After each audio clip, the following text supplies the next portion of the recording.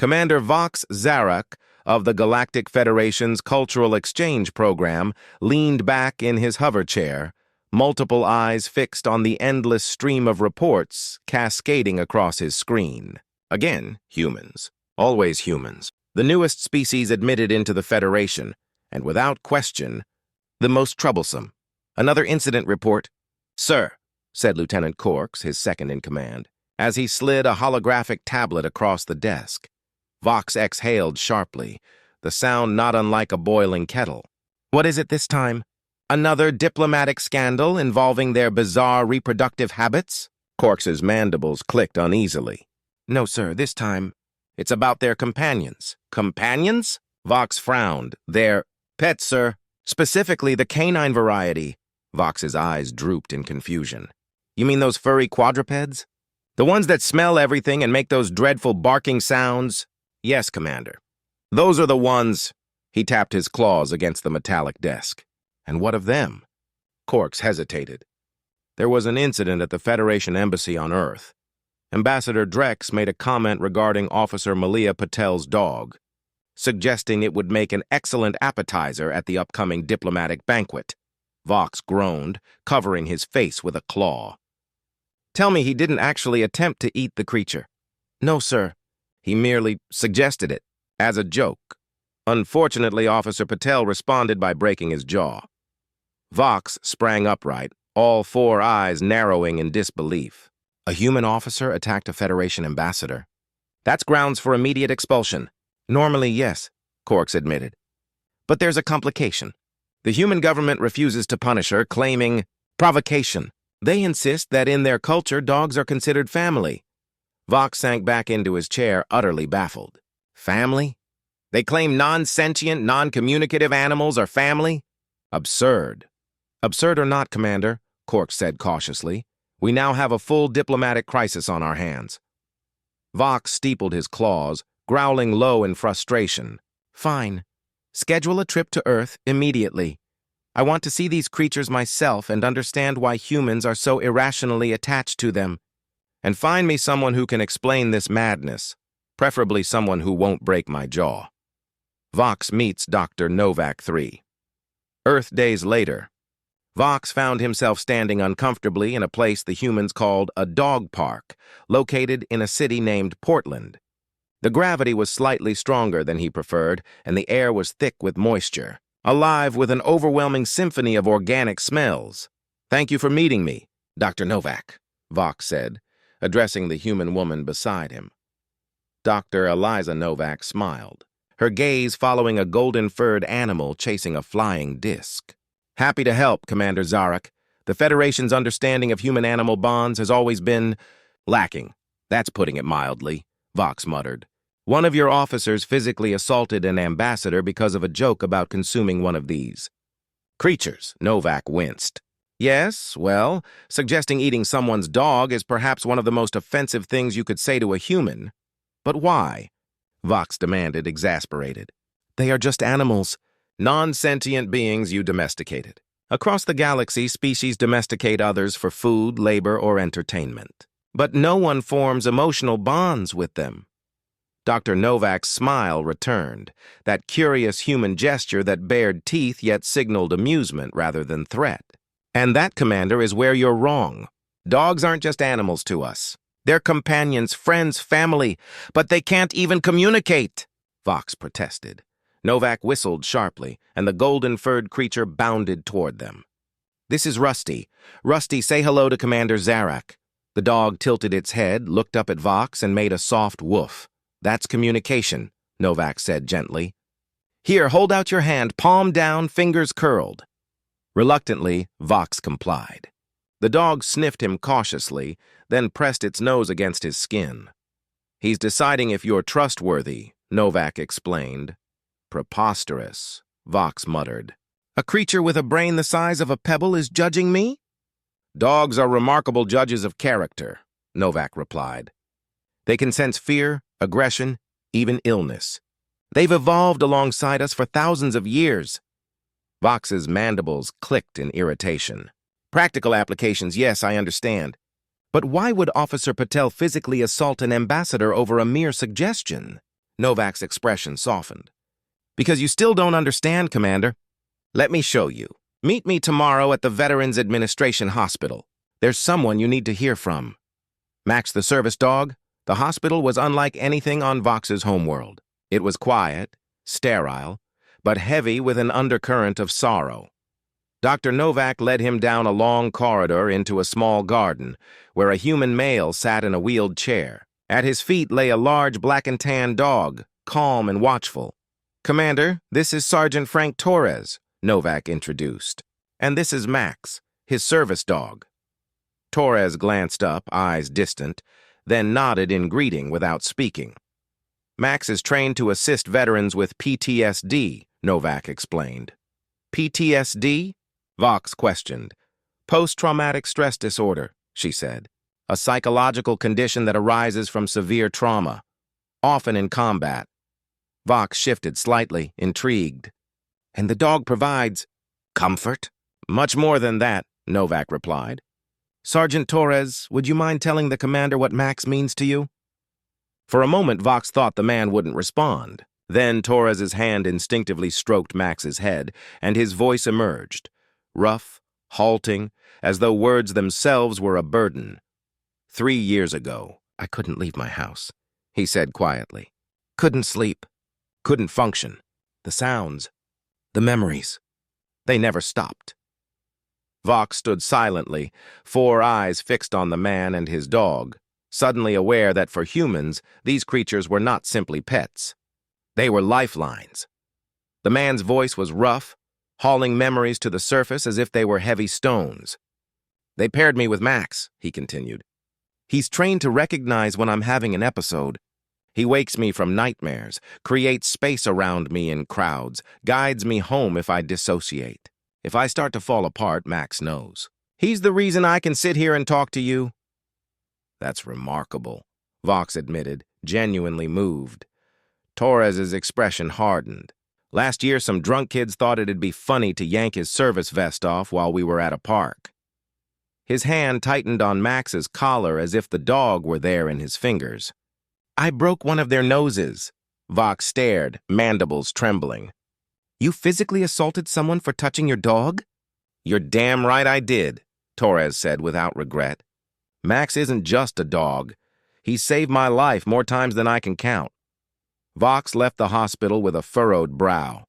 He had come to understand utility, how a dog could sniff explosives, find missing people, or guide the blind. But the emotional bond still struck him as excessive. I understand their function, he told Dr. Novak as they walked back to the transport. But the intensity of attachment, why such extremes? You've only scratched the surface, Commander, Novak answered. If you want to know why Officer Patel broke Ambassador Drex's jaw, you need to live it for a few days. Stay with a family. Observe their daily life. Reluctantly, Vox agreed. The Parkers' house was modest, a tidy suburban place with a small yard and laundry lines. Thomas and Raina Parker welcomed him with the warm casualness of people used to strangers dropping in. Their children, Jamie, 8, and Zoe, 5, flitted about, full of quiet excitement. Bandit, a medium-sized mixed breed with black and white patches, watched Vox with wary intelligence, positioning himself protectively between the alien guest and the children. He's protective, Thomas explained apologetically. Just let him get used to you. Vox bristled inwardly. Wonderful. I am being evaluated by yet another canine. He tried to joke, but the remark came out thin.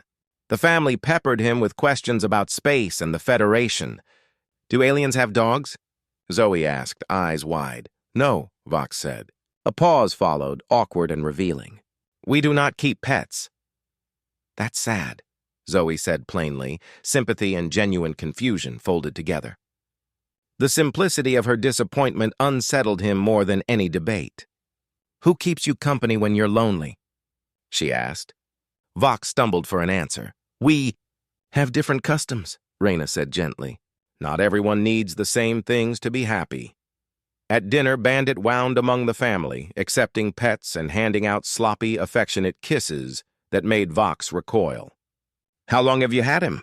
He asked later, trying for neutral curiosity. "About 6 years," Thomas said. "We adopted him from the shelter. He'd been abandoned, left tied to a fence in winter. They nursed him back and we brought him home." "Adopted," Vox repeated, tasting the word as if it were new. "Like a child." "That's right," Raina said simply. "We had room. He needed a home."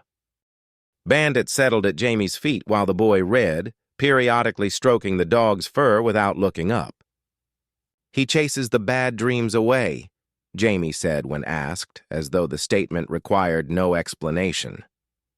That night, Vox tried to rest in the guest room, but a sound in the hallway pulled him out of sleep. Through the slightly ajar door, he saw Bandit sitting outside Jamie's room, alert, ears forward, standing guard. When Vox whispered, "What are you doing?" the dog answered with a glance as clear as any language, protecting his pack. The next morning, Vox watched the children play in the yard. Bandit fetched thrown balls, indulged the younger child's climbing, and displayed a patience Vox had not expected. Thomas joined him. "There's a saying here," he remarked. "The measure of a society is how it treats those who cannot speak for themselves." Vox considered it, intrigued despite himself. "An interesting philosophy," he conceded. "But surely there are limits to such sentimentality." He did not finish his thought. A sudden crash from the front of the house shattered the ordinary morning. Glass shattered. Raina screamed. Bandit's body stiffened. In an instant, the household shifted from peaceful domesticity to violent alarm. "Kids, stay here with Commander Zarak!" Thomas barked, already moving toward the front. Vox felt the change in the air, fear knocking against the edges of his mind, and moved to shield the children behind a tree. Through the broken window, Vox saw two intruders in dark clothing. One lay on the floor with Bandit's jaws clamped around his arm. The other faced Thomas and Raina, a small, primitive projectile device, a gun clutched in his hand. Raina shouted into a device, "The police are coming! You need to go!" The still-injured intruder cursed, scrambling to his feet and clenching his bleeding arm. "That thing nearly took my arm off," he spat, reaching for another weapon at his waist. Vox registered the motion, a human reaching for a gun, and reacted without thinking. Reflex overrode analysis. He lunged, grabbing the man's wrist with a force that would have been lethal if held for long. Frenetic, tense, the situation unraveled into noise. Shouts from the kids. Another gunshot that shattered a nearby planter. The wet, stunned cry of the man whose arm had been bitten. Bandit. Blood on his muzzle stood between family and intruders. Teeth bared but alert, growling low and uncompromising. Thomas moved forward to subdue the second intruder. Raina cradled a cut to her arm. The neighbors' voices rose as someone called the police for real this time. The intruders exchanged a glance, spat a curse, and bolted, one dragging his wounded companion. They disappeared into a scatter of alleys and parked cars. When the sirens finally came, distant then closer, Vox found himself oddly unruffled. He had held a man's wrist. He had stood with a family and watched a dog defend them. The adrenaline ebbed, leaving a new kind of clarity. Outside, the police questioned everyone. Bandit, panting, unhurt despite the fracas, allowed Jamie to hug him. The boy buried his face in the dog's neck and sobbed a little, whole and terrified and grateful. Thomas thanked the officers. Raina tried to laugh through the shock. Dr. Novak arrived and wrapped an arm around Sergeant Torres's shoulder when she saw him standing at the curb. Vox lingered, watching the mundane aftermath. The exchange of statements, the whir of recorded interviews, the careful inventorying of broken things. Later, back at the embassy, Vox wrote his report. The facts were simple. An offhand insult about consuming a dog had escalated because, to those humans, a dog was not a disposable laboratory specimen or a commodity. For many, a dog was kin. For some, like Torres, a dog was the difference between functioning and collapse. For Jamie Parker, Bandit was a guardian against nightmares. For Raina, Bandit was family. Vox closed his datapad and looked out at the stars through the embassy viewport. He had expected to find irrational attachment. Instead, he had found a complex web of utility, history, loyalty, and unconditional presence. things that, in his experience, deserved respect. He would recommend a diplomatic redress. Ambassador Drex would apologize and undertake cultural sensitivity training. Officer Patel's actions would be reviewed with context in mind. More importantly, Vox would propose that the Federation update its cultural briefings to treat companion animals not as mere fauna, but as meaningful social elements in many societies. He tapped in the last line. Recommend immediate revision of Federation protocols regarding custodial relationships with domesticated companion species. Emotional bonds to non-sentient species may be culturally equivalent to familial bonds for certain member peoples. He hesitated, then added, almost as an afterthought, and on a personal note, request permission to visit the Parkers again. There is more I need to learn. Outside, in a modest suburban backyard, Bandit lay with his head on Jamie's lap, content and watchful. In the quiet that followed the storm, Vox felt something like understanding settle where confusion had been. A small, steady ember of empathy that he did not expect, but would not soon forget. Instinctively, Vox activated his camouflage, blending seamlessly with the shadows as he slipped through the shattered window. Neither intruder noticed, their attention locked on the Parker family and the loyal dog at their side. One of the attackers, bloodied but determined, raised his weapon and aimed directly at Bandit. What happened next would remain etched into Vox's memory forever. Thomas Parker, unarmed and staring down a weapon that could end his life in an instant, did not flee or surrender. Instead, he lunged forward, placing his body squarely between the barrel of the gun and his dog. "No!" he shouted. "You want to shoot someone? Shoot me!" The hesitation was brief, but it was enough. Bandit sprang forward, a blur of fur and teeth, knocking into the armed intruder. At that exact moment, Vox dropped his camouflage and unleashed a burst of his species' natural static discharge, stunning the second attacker in a crackling wave of energy. Both men collapsed. Sirens wailed in the distance. Thomas fell to his knees, his voice breaking as he cradled Bandit. "Good boy. You're such a good boy." Later, after the intruders were taken into custody and minor injuries treated, Vox sat in the Parkers' living room, still struggling to process what he had witnessed. "You placed yourself between a weapon and your animal," he said in disbelief. "Why?" Thomas, his arm freshly bandaged where a bullet had grazed him, nodded without hesitation. "I did. It makes no logical sense," Vox insisted. "The dog is replaceable. You are not." Thomas smiled faintly, scratching Bandit behind the ears as the dog pressed close. "That's where you're wrong, Commander. Bandit isn't replaceable, not to us." Vox's eye stalks swiveled. "But he's if you say just a dog, I'll have to ask you to leave," Rana Parker interrupted gently but firmly. "Today, Bandit risked his life to protect our family. He has comforted our children through nightmares, sickness, and their first days of school. He's not just anything. He's family." Confusion rippled across Vox's features. "But he's a different species. He does not share your DNA." "Family isn't about DNA," Thomas replied. "It's about love, loyalty, and trust. Bandit has given us all three, countless times, today included." As if understanding, Bandit lifted his head and looked directly at Vox with those piercing, intelligent eyes. Something shifted inside him. For the first time, Vox understood why Officer Patel had once broken Ambassador Drex's jaw in defense of a dog, why humans risked their lives for these creatures, why they called them family.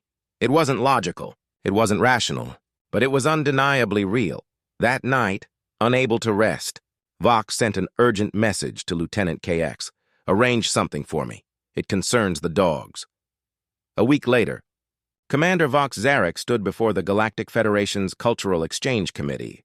His posture was rigid with determination, as 12 representatives from across the stars regarded him with skepticism.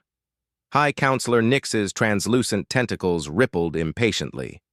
"Commander, you called this emergency session to discuss human pets. This had better be important." Vox cleared his throat. The sound like sandpaper on metal. "Esteemed colleagues, we have made a grave miscalculation regarding humanity and their relationship with a species they call dogs. This misunderstanding has already sparked diplomatic conflict. and more will surely follow if it is not addressed. Ambassador Drex, jaw still visibly swollen from Patel's strike, huffed. The only mistake was allowing violent primates into the Federation before they learned basic manners. With respect, Ambassador, Vox replied coolly, my investigation shows that Officer Patel's outburst, while extreme, was culturally consistent and entirely predictable given your remark. They are animals, Drex snapped, wincing at his own words. Non-sentient creatures bred for human convenience. On my world, we eat such beasts for breakfast. That may be true for your people, Vox conceded, but on Earth, dogs are not seen as livestock. They are seen as family, companions. Their bond with humans transcends utility. A murmur swept through the chamber. Representative Zakos of the Arcturian Collective leaned forward. Are you suggesting these animals possess higher intelligence than our scans indicate? No, Vox admitted. By Federation standards, canines are not highly intelligent. But intelligence is not the point. What matters is the relationship. He activated his wrist console, and a holographic display filled the chamber. Images appeared, guide dogs leading the blind, search and rescue dogs digging through rubble, therapy dogs comforting sick children, military dogs advancing beside human soldiers. For over 15,000 years, Vox explained, dogs have co-evolved alongside humans, developing an extraordinary ability to read and respond to human emotion. Their roles in human society are unlike any domesticated species we have encountered. Fascinating, Zakos murmured. A true symbiosis. More than symbiosis, Vox said. During my research, I witnessed behaviors that defy explanation. Dogs place themselves in harm's way to protect their humans, even when it contradicts basic survival instinct, Drex sneered. So they've bred mindless loyalty into an animal. Hardly justification for violence over a joke. Vox's eye stalks turned toward him, sharp as blades. Ambassador, you fail to understand. The loyalty goes both ways. The hologram shifted again, humans rushing into burning buildings to save dogs, homeless men sharing meager food with their companions, families spending fortunes on medical care for aging pets. What you call a joke, Vox said, voice low and heavy. Humans interpret as a threat against family. Imagine, Ambassador, if someone joked about eating your offspring. Drex's scales darkened in outrage. That is not the same! To humans, Vox countered, it is exactly the same. And our failure to grasp this truth has already endangered Federation diplomacy. Counselor Nix's tentacles stilled, a sign of deep contemplation. Then what do you propose, Commander? A formal cultural advisory, Vox replied without hesitation. One that clearly defines the human-dog bond as sacred. And if I may, perhaps even a demonstration. The chamber doors slid open and Dr. Eliza Novak entered with 6 humans of varied ages and backgrounds. Each walked confidently beside a dog. The reaction was instant. Several committee members recoiled in shock. Ambassador Drex nearly toppled from his seat in his rush to move away. Others leaned forward, curiosity outweighing their discomfort. What is the meaning of this? Demanded Counselor Nix. Animals are not permitted in the committee chamber. I requested special authorization from Security Chief Moores, Vox explained calmly. First-hand experience, I believe, is the best teacher. Dr. Novak stepped forward, her posture composed, her voice measured. Esteemed representatives of the Federation, thank you for granting this demonstration. My colleagues and I have brought our canine partners to illustrate what Commander Vox has been struggling to convey. Over the next hour, the committee watched in a mixture of disbelief, distaste, and growing intrigue. A small beagle uncovered hidden contraband with a few sharp sniffs. A German shepherd responded flawlessly to more than 30 different commands in multiple languages.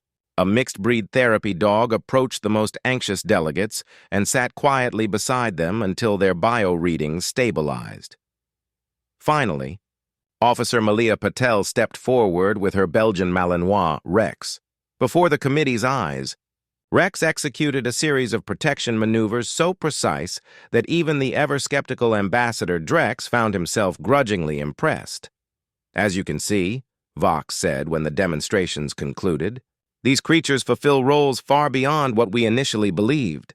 More importantly, they share emotional bonds with humans that are profound and culturally indispensable. Drex muttered sourly. I still fail to see how this justifies the breaking of my jaw. Officer Patel stepped forward, Rex sitting alert at her side. Her voice was calm, though it carried weight. Ambassador, I wish to formally apologize for my reaction. It was unprofessional. But you must understand. What you said was the equivalent of threatening a family member. Rex has saved my life twice in the line of duty. He has pulled civilians from rubble. He sleeps beside my bed every night. He is not food, not now. Not ever. The chamber fell into heavy silence. At last, Counselor Nix spoke. It appears we have much to learn of human culture. Commander Vox Zarek, your advisory proposal is approved. Work with Dr. Novak to prepare Federation guidelines for all personnel who interact with humans and their companions. Ambassador Drex sighed dramatically, his scaled shoulders rising and falling. Very well. I concede a cultural misunderstanding occurred. No permanent harm was done. Vox inclined his head, relief visible in his tone. Thank you. There is one final matter, if the committee will indulge me. Nix gestured for him to continue. After witnessing the human-canine bond firsthand, I believe the Federation itself could benefit from immersion. I propose a pilot program. Select diplomats paired with Earth dogs for a 3-month cultural exchange. The chamber erupted into noise. Some voices indignant, others intrigued. You want us to keep human pets? Drex sputtered. Not pets, Vox corrected firmly. Partners. And only for those who volunteer. 6 months later, Vox Zarek sat in his Earth Embassy office, reviewing the results of the program. The outcomes had exceeded all expectations. 15 diplomats from 7 species had participated. 12 reported profound benefits, improved human relations, reduced stress, even enhanced diplomatic performance. A soft whine pulled his attention downward. Beneath his desk lay Scout, a shaggy gray rescue with bright, watchful eyes. The shelter had been skeptical about pairing the stray with an alien commander, but something in the dog's calm presence had resonated with Vox. Yes. Scout, Vox murmured, reaching down to scratch behind his ears. It's time for our walk. Scout rose eagerly, tail wagging as if in perfect comprehension. Lieutenant KX entered the office, mandibles clacking in amusement. Commander, you were the last person I ever expected to adopt one of these creatures. Not adopt, Vox corrected, clipping on Scout's leash. Partner. Of course, sir, KX said, though his tone suggested disbelief. For the record, incidents between Federation personnel and humans have dropped 63% since your guidelines were implemented. Excellent, Vox replied, allowing Scout to lead them toward the exit. And Ambassador Drex? KX's mandibles twitched in what Vox had learned to recognize as restrained laughter. He has requested an extension to his participation. Apparently, he and the Labrador Retriever have formed a surprisingly effective working relationship. Vox allowed himself a rare sound of amusement, like distant wind chimes. I suspected Daisy would win him over. She tends to. Outside, autumn air carried 1,000 scents Scout eagerly catalogued. Vox watched him with a mixture of scientific interest and something else, something ineffable, which humans might call affection. Commander Zarek. Thomas Parker approached, Bandit at his side. Scout and Bandit greeted one another with wagging tails and playful motions. Mr. Parker, Vox acknowledged. How is your family? Doing well, thanks to you, Thomas replied warmly. The new security system works perfectly. The kids still ask when you'll visit. I have been occupied with the exchange program, Vox admitted, nodding toward the embassy. But perhaps this weekend. I believe Scout would enjoy seeing Jamie and Zoe again, Thomas smiled knowingly. Scout would, huh? Not you? Vox's eye stalks dipped, betraying what humans would call embarrassment. Perhaps I would as well. They walked together along the embassy path, leaves crunching underfoot. Thomas glanced at Vox and said, When you first appeared at our door, I never would have guessed you'd end up with a dog of your own. Neither would I, Vox admitted. My people form attachments almost exclusively within our own families. Bonding with another species was unimaginable. And now? Thomas asked. Vox glanced down at Scout. who was investigating a bush with tireless enthusiasm. A long pause. "Now," Vox said softly, "I understand something I never did before." Vox leaned back, his tone thoughtful. "Before, I misunderstood something about humans, something that explains much about your species' rapid rise and unlikely success on the galactic stage." Thomas tilted his head. "And what's that?" "Your capacity to form bonds beyond biological imperatives," Vox replied. "You connect with creatures utterly unlike yourselves, without any evolutionary advantage in doing so. You perceive intelligence and emotion where none resemble your own. That is a remarkable adaptation." Thomas laughed softly. "Or maybe we just get lonely." "Dogs make good company?" "Perhaps," Vox conceded. "But I've observed this trait extending far beyond dogs. You form attachments to cats, birds, even tiny aquatic organisms kept in glass containers." "Fish," Thomas supplied with a grin. "We call them fish. Yes, fish. You care for life simply because it is life, regardless of what it gives back." "That is unusual." Thomas considered this. "I never thought of it that way. Maybe that's why we were so eager to join the Federation. More beings to connect with." Before Vox could respond, raised voices interrupted them. A protest had erupted at the embassy gates, signs waving with anti-Federation slogans. Earth, like many Federation worlds, still struggled with those who resisted interstellar cooperation. As they watched, one protester broke from the crowd and lunged toward a young Auroan diplomat leaving the building. Security rushed to intervene, but they were too far away. What happened next silenced everyone. The diplomat's Arcturian companion, a stout bulldog, sprang forward, planting itself firmly between its partner and the attacker. It didn't snarl, didn't bite. It simply stood, resolute and unyielding. That moment of hesitation was enough for guards to subdue the protester. "Did you see that?"